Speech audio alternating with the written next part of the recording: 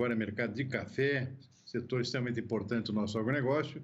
E meu convidado para bater um papo sobre o mercado de café é Eduardo Carvalhais, diretor do escritório Carvalhais lá em Santos.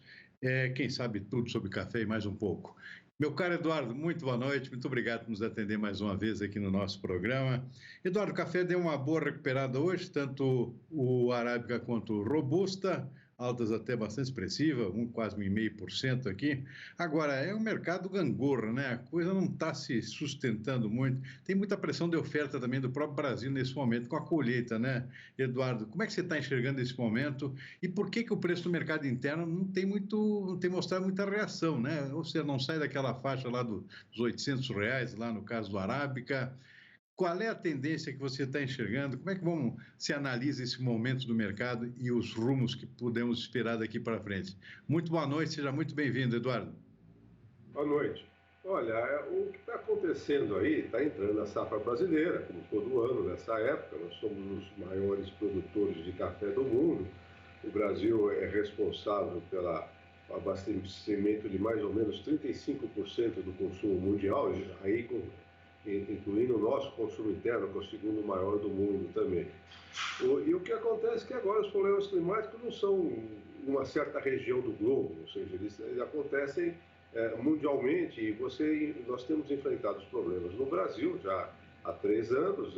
A Colômbia, que é a segunda maior produtora de arábica, também enfrenta problemas. A América Central, existem problemas na África, existem problemas no Vietnã, na Indonésia. Então tudo isso acaba embaralhando muito a situação.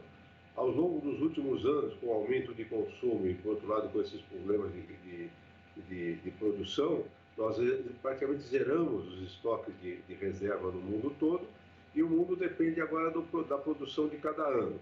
E cada vez é um problema climático. Agora no Brasil tem a chegada do El Niño, que pode trazer muita chuva, já está trazendo muita chuva para o sul, e seca no Nordeste, e que pode vir a influenciar alguma coisa no Sudeste, que é o que menos sofre nessa época, e é onde está a maior parte do nosso cafezais. Por isso há muita disputa também sobre como é que vai ser a safra do ano que vem. Abriu uma florada agora, muito bonita, mas abriu antecipada por causa de chuvas fora de hora, e tudo isso pode levar a uma safra não tão brilhante o ano que vem. Agora, lá fora do Brasil, os grandes traders acham que a nossa safra foi maior do que os cafeicultores e as cooperativas consideram que foi, e ficam contando com uma safra recorde no ano que vem. Fazem ofertas mais baixas, com deságios em cima das cotações de Nova York, que já não refletem essas próprias cotações do que está acontecendo no mundo. Com isso, aqui no Brasil, o cafeicultor resiste muito em vender, principalmente o cafeicultor produtor de arábica. Mas os negócios saem, tanto que ontem foram divulgados as exportações brasileiras de agosto, elas cresceram acima do que foram em julho, e também acima do que foram em agosto do ano passado. Mas cresceram muito também, principalmente em conilon. Nós fizemos um embarque muito grande, uma exportação muito grande de conilon em agosto. Foram quase 700 mil sacas. Isso vai ajudar a abastecer o mundo, mas você vê que uma situação é delicada, mesmo com a divulgação desses embarques, quase não são recordes, mas são muito bons de conilon. A Bolsa de Londres também fechou em alta, não reagiu em baixa no dia de hoje. Também porque existe muito interesse de curto prazo, tanto em Londres como em Nova York, nas duas bolsas. Então, nessa situação toda confusa, fica isso. Um dia a bolsa sobe muito, no outro dia cai, o dólar também fica num zigue-zague impressionante, e tudo isso faz com que o mercado interno fique sempre travado, difícil. Os preços estão, como você diz aí, para os bons cafés arábicas, entre 800 e 850, e no caso do conilon, perto dos 700. E não sai disso. Um dia sobe Nova York, cai o dólar, outro dia sobe o dólar, cai Nova York, e o mercado não destrava. Mas aos poucos as vendas vão crescendo porque a safra está entrando, e os cafeicultores têm compromissos a cumprir. Mas a gente nota que continua a mesma coisa, eles vendem café para cumprir os compromissos mais perto. Ninguém vende café porque acha que o preço está bom no momento. Tá? E nós vamos ter que continuar acompanhando isso tudo, ver como é que vai acontecer com a safra dos outros produtores, com a entrada da safra do Vietnã em novembro, ele que é o maior produtor de robusta do mundo. O consumo no mundo até agora tem mostrado bastante resiliência, não há notícias de queda de consumo, mas sim de crescer a um índice mais baixo. Mas nós estamos entrando lá no período de frio no hemisfério norte, que é o grande consumidor de café, e no frio o consumo de café cresce. Também as notícias na Ásia, principalmente na China, são de que há interesse cada vez maior por café entre os jovens. É um quadro complexo e fica difícil de enxergar o que vai acontecer nos próximos meses. Aqui nas exportações de agosto, que tem um salto aqui no volume, é o grande volume exportado de Conilon. E tanto quanto eu me lembro aqui, a safra de Conilon no Brasil esse ano até é menor que a do ano passado. Teve aqueles problemas de clima lá no Espírito Santo. O que explica esse salto nas exportações de agosto do Conilon, totalmente fora do normal, digamos assim? Bom, é que primeiro que ele entra no mercado, e principalmente produtores de Conilon, a grande maioria são pequenos, eles têm despesa, eles vão vendendo. E há uma demanda muito forte lá fora por Conilon no momento, porque tanto o Vietnã como a Indonésia, que são grandes produtores de Conilon robusta, tiveram problemas climáticos, né? E a nova safra do Vietnã começa a entrar a partir de novembro.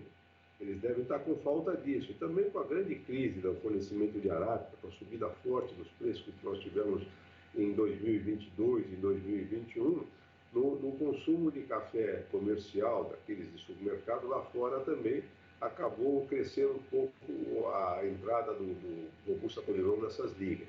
E o solúvel também vem crescendo o consumo no mundo.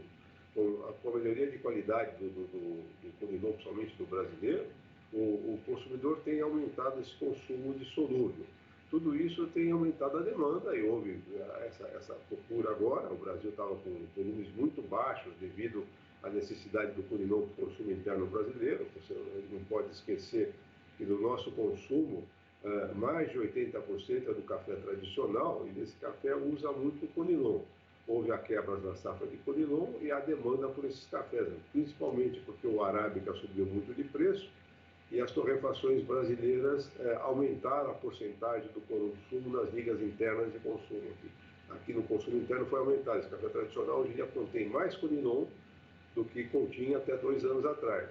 O consumidor aceitou bem isso, porque a nossa Conilon cresceu muito de qualidade nos últimos 10 anos, e eu tenho a impressão que essa é uma tendência irreversível.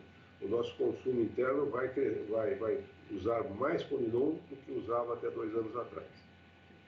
Claro, você comentou, passar aqui algumas tendências para a próxima safra, que talvez não tenhamos uma produção cheia. O que está explicando isso? É o clima nesse momento? Você acha que está havendo o que de diferente em termos de rumos de floração, por exemplo, dos cafezais nesse momento? O que está mudando aí? Bom, o clima está muito irregular, chuvas fora de hora. Nós tivemos chuvas em agosto, elas acabaram levando ao florescimento, a floradas antecipadas, antes do início do período de chuva normal, que é a partir do final de outubro. Depois, há muito medo com as temperaturas. Nós tivemos temperaturas agora em pleno inverno, no mês de agosto, nas regiões de produção de café do Brasil no Sudeste, chegando a perto de 35 graus às 2, 3 horas da tarde. Isso é uma temperatura muito alta que faz crescer a evaporação no dia das folhas. Então, a pergunta que fica, ok, como é que vão ser as temperaturas no nosso verão se agora, em pleno inverno, nós chegamos a 35 graus?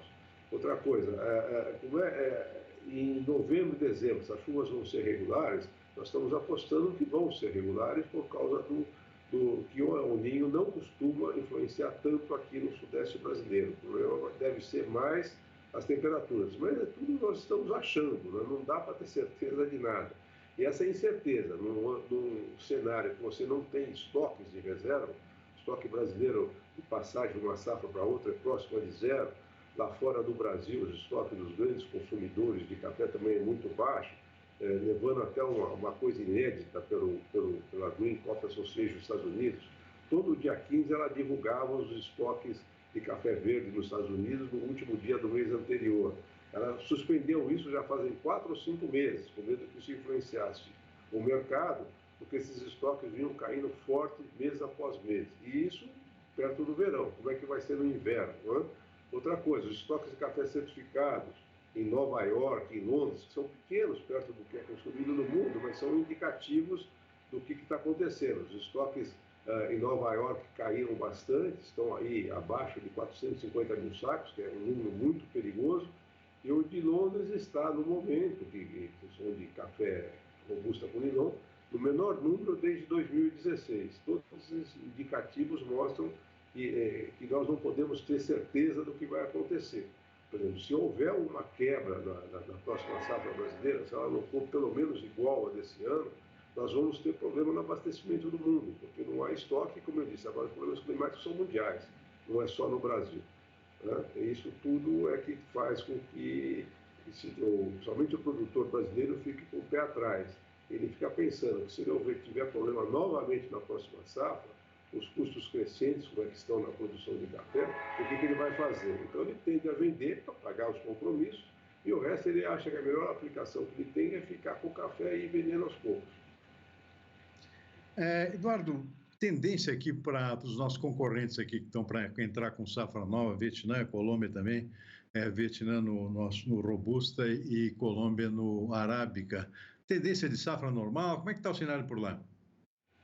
Também está com uma interrogação, ninguém tem mais certeza porque eles também enfrentam sempre climas irregulares. Né? Se espera uma safra boa do Vietnã, mas nada de excepcional também. E a outra coisa que vem acontecendo no Vietnã, como também aqui no Brasil, é a troca de tipo de lavoura. No Vietnã tem se notado, depois de crescer vários anos a produção de Conilon, que ela está se estabilizando devido aos agricultores lá estarem procurando novos produtos que estão sendo mais rentáveis. Nós notamos um pouco disso, ainda é pouco, na produção de arábica em terras planas aqui no Brasil com bastante água. Essas terras começam a atrair a produção de grãos também. Nós estamos com grande produtividade em soja, em trigo e algodão, milho, há muita demanda. O Brasil está caminhando para se transformar no maior exportador de todos os produtos, à exceção do trigo, né? Mas já há gente achando que, do modo que vem crescendo a produção de trigo, em mais alguns anos nós podemos ser autossuficientes em trigo, que era uma coisa inimaginável há 10 anos atrás. Verdade. É verdade, você citou aqui uma tendência importante aqui de crescimento em alguns produtos. Algodão, um deles, por exemplo, que o Brasil brevemente vai superar os Estados Unidos e se transformar no maior exportador mundial. Eduardo, eu quero agradecer muito a sua participação mais uma vez aqui no nosso programa, torcer aqui para uma boa remuneração para o nosso produtor de café. Eu fico por aqui agora, uma boa noite para você, até uma próxima oportunidade. Muitíssimo obrigado. Hein? Boa noite. Até a próxima também.